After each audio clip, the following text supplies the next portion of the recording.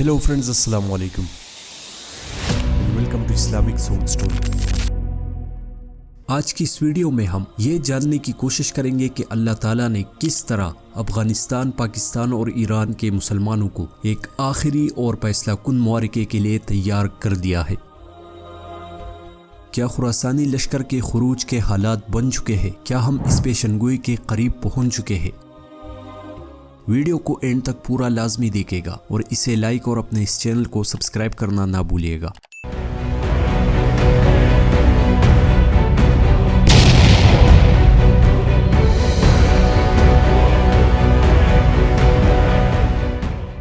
دوستو، اسرائیل نے پہلے ہی عرب کے تمام ریاستوں کو اپنے کنٹرول میں کر لیا ہے۔ عربوں کی اس تباہی کا آغاز ہو چکا ہے جس کی پیشنگوئی رسول اللہ صلی اللہ علیہ وآلہ وسلم نے فرمائی تھی۔ فلسطین ان کے ہاتھوں سے نکل چکا ہے۔ شام اور عراق کی پوجی طاقت ایک مکمل منصوبے کے ساتھ ختم کر دی گئی ہے اور اب اسرائیل نے ایران، پاکستان اور افغانستان کی طرف رخ کر لیا ہے۔ یہ وہ ممالک ہے جس کے بارے میں نبی کریم صلی اللہ علیہ وآلہ وسلم نے پیشنگوئی کی تھی کہ عرب کے مشرق سے فوجیں آئے گی جو امام مہدی علیہ السلام کی حکومت کو قائم کر دے گی۔ ایک اور حدیث میں آتا ہے کہ خراسان سے سیاہ جھنڈے لے کر فوجیں آئے گی، ان کا رخ کوئی موڑ نہیں سکے گا، ان کو کوئی پیچھے پھیر نہیں سکے گا، یہاں تک کہ وہ سیاہ جھنڈے یروشلم میں نصب کر دیے جائیں گے۔ دوستو، عرب کے مشرق میں ایران، پاکستان اور افغانستان ہے اور یہی وہ خطہ ہے جسے حدیثوں میں خراسان کے نام سے یاد کیا گیا ہے۔ کیا آج اس خطے میں آپ نے نہیں دیکھا کہ اس خطے سے ہمیشہ سے اسلام دشمن عناصر کے خلاف مضبوط آوازیں اٹھتی ہے؟ ایران پر اسرائیل کا حملہ کرنا بلا شبہ ایران کو نقصان بہت زیادہ پہنچا ہے، لیکن جس طرح ایران نے زبردست طریقے سے اسرائیل کو منہ توڑ جواب دیا ہے، آج تک کسی عرب ملک نے ایسا کیا ہے؟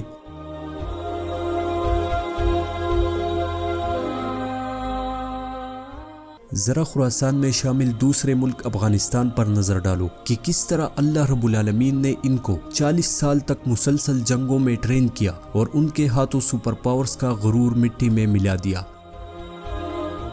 اسی طرح عرب کے مشرق میں یعنی خراسان میں شامل تیسرے ملک مملکت خداداد پاکستان کو دیکھو، جس نے ہمیشہ اپنے سے کئی گنا بڑے دشمن بھارت کو ناکو چھنے چبوائے، ان کے سامنے سیسا پلائی ہوئی دیوار کی طرح کڑا ہوا اور کئی مرتبہ بھارت کے غرور کو مٹی میں ملا دیا، جس کی حالیہ مثال 2025 میں پاک بھارت ٹینشن میں آپ نے دیکھی کہ کس طرح مملکت خداداد نے بھارت کو گھٹنے ٹیکنے پر مجبور کیا۔ ایران نے تو فلسطینیوں کی مدد کے لیے اتنا کچھ کیا کہ آج خود ایران کا وجود خطرے میں آ چکا ہے، لیکن انہوں نے اس کی کوئی پرواہ نہیں کی اور ہمیشہ سے فلسطینیوں کی مدد جاری رکھی۔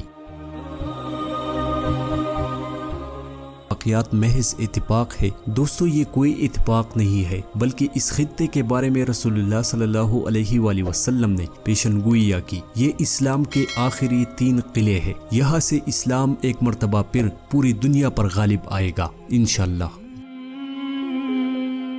دوستو، ایران، افغانستان اور پاکستان میں لاکھوں اختلافات ہی صحیح، چاہے وہ سنی شیعہ اختلاف ہو یا جو بھی ہو، لیکن ایک نہ ایک دن ان تینوں ریاستوں نے اسلام دشمن مخالف لوگوں کے خلاف اکٹھا ہونا ہے اور انہی کے اکٹھا ہونے سے خراسان کا ایک مضبوط لشکر وجود میں آئے گا۔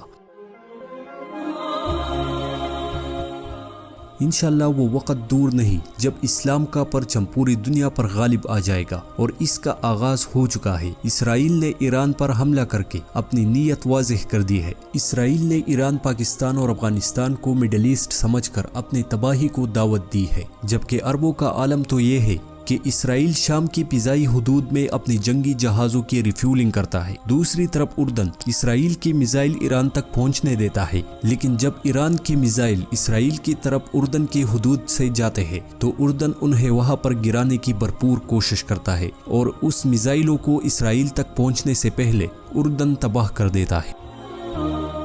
دوستو، یہ وقت سنی شیعہ اختلاف کا نہیں بلکہ اتحاد کا وقت ہے، بلکہ جب اسلام دشمن عناصر ہم پر حملہ کرتے ہیں وہ ہمیں یہ دیکھ کر نہیں مارتے کہ کون سنی ہے اور کون شیعہ، بلکہ وہ ہمیں مسلمان سمجھ کر مارتے ہیں۔ اللہ تعالیٰ تمام مسلمانوں کو ایک جسم کی مانند کرے جس طرح وہ رسول اللہ صلی اللہ علیہ وآلہ وسلم کے زمانے میں ہوا کرتے تھے۔ اب تک کے لیے اتنا ہی، اپنے بھائی سعود کو دیجیے اجازت اور اپنے اس چینل کو سبسکرائب کرنا نہ بھولیے گا۔ اللہ حافظ۔